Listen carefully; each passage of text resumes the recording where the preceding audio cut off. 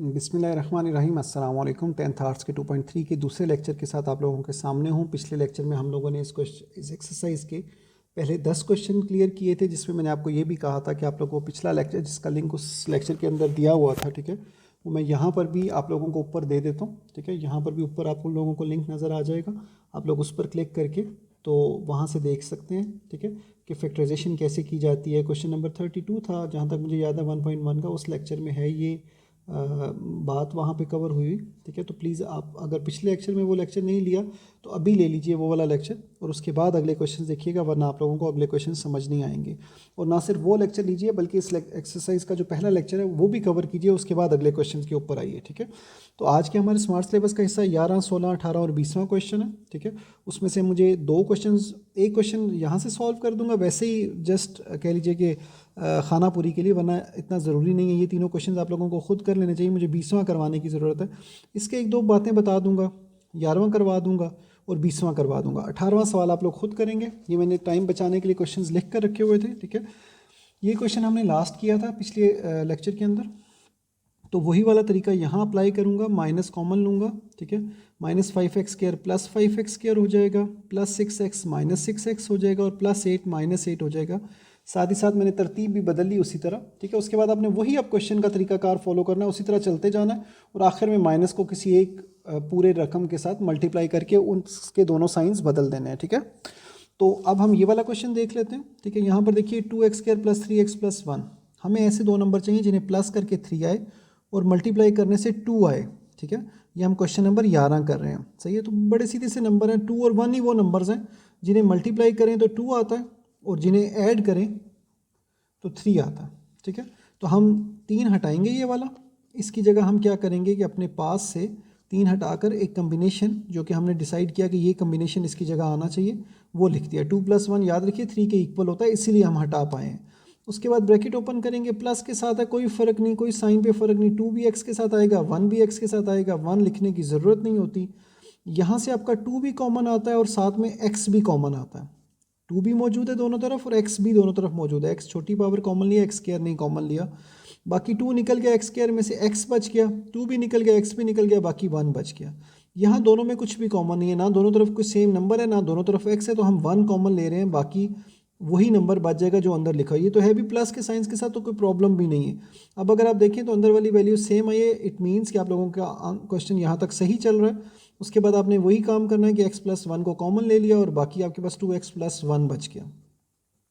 इस क्वेश्चन पे मैंने ज़्यादा टाइम वेस्ट नहीं किया। ठीक है, बहरहाल आप लोग अपनी वीडियो पॉज करके क्वेश्चन नंबर 11 को नोट कर लीजिए। 16वां सवाल तो मैंने आप लोगों को जस्ट एक ही लाइन उसकी बताई है। ठीक है, ये रफ अमल जो था ये 11वें से रिलेटेड था।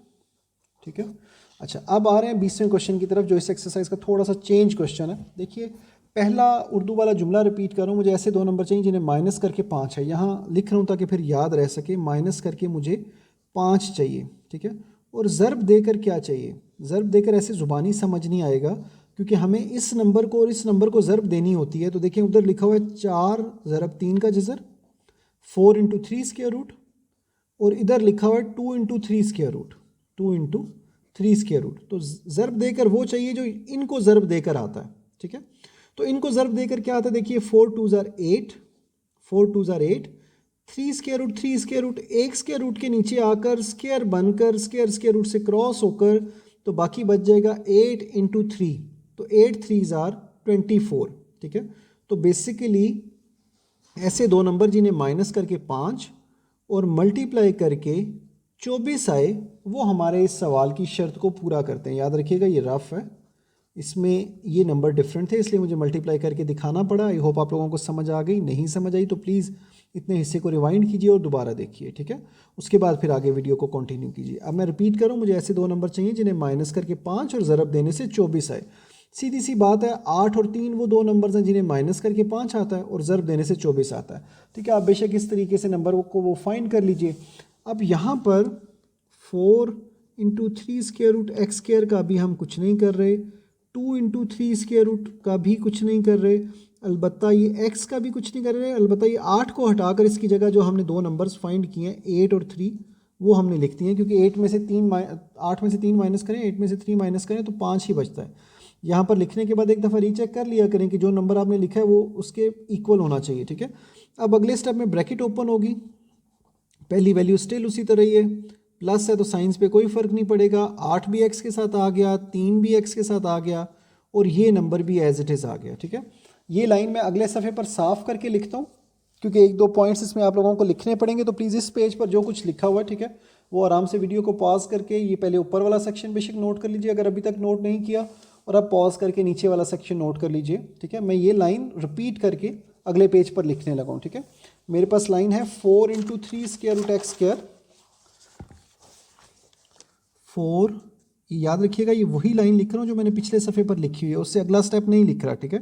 अगला स्टेप अगले लाइन में करूँगा। 4 × 3 square root x square plus 8x minus 3x, और उसके साथ आगे वाला नंबर वो था -2 × 3 स्क्वायर रूट, -2 × 3 स्क्वायर रूट। एक दफ़ा इसे मैं रीचेक कर लूँ ताकि कोई गलती का इम्कान ना रहे। 4 3 square root x square, 4 3 square root x square plus 8x minus 3x plus 8x minus 3x -2 × 3 square root -2 × 3 square root. जी ये तो ठीक हो गया, ठीक है। अब यहाँ थोड़ा सा मैं रफ़ के लिए लाइन लगा लेता हूँ, मैं कुछ पॉइंट्स आपको एक्सप्लेन करने के लिए यहाँ लिखता जाऊँगा जो ज़रूरत पड़ेगी, ठीक है। अब देखिए पहले दो में से क्या कॉमन आता है, इन पहली दो रकमों में से क्या कॉमन आता है, तो पहली दो रकमों में से आपका x भी कॉमन आता है क्योंकि एक तरफ x है और एक तरफ x स्क्वायर है। उसके बाद नंबर जो डिवाइड होता है वो 4 दोनों को डिवाइड करता है, तो 4 भी कॉमन आता है, सही है। तो यहाँ से 4 भी निकल गया, एक x भी निकल गया, 3 स्क्वायर रूट तो ऐसे ही रहेगा, साथ में एक x भी ऐसे ही रहेगा, ठीक है।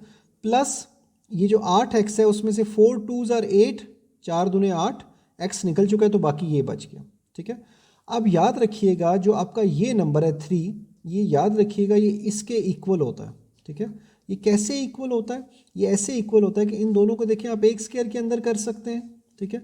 एक स्क्वायर के अंदर करेंगे तो स्क्वायर बन जाएगा, स्क्वायर स्क्वायर रूट से जब क्रॉस होता है तो बाकी 3 बचता है। तो इसका मतलब है इस 3 की जगह ये 2 नंबर लिखे हुए, हम ऐसे फ़र्ज़ कर सकते हैं कि यहाँ पर ये लिखा हुआ है 3 स्क्वायर रूट × 3 स्क्वायर रूट, ठीक है। जब आप ये जहन में रखेंगे तो अब देखिए आपको नज़र आएगा इधर लिखा हुआ है 3 स्क्वायर रूट 3 स्क्वायर रूट। मैं आप लोगों की आसानी के लिए यहाँ लिख देता हूँ कि मैं क्या कह रहा हूँ। यहाँ लिखा हुआ है -3 square root 3 square root x, ये जो लिखा हुआ था -3x उसको मैंने लिख दिया -3 square root 3 square root x -2 × 3 square root, ठीक है।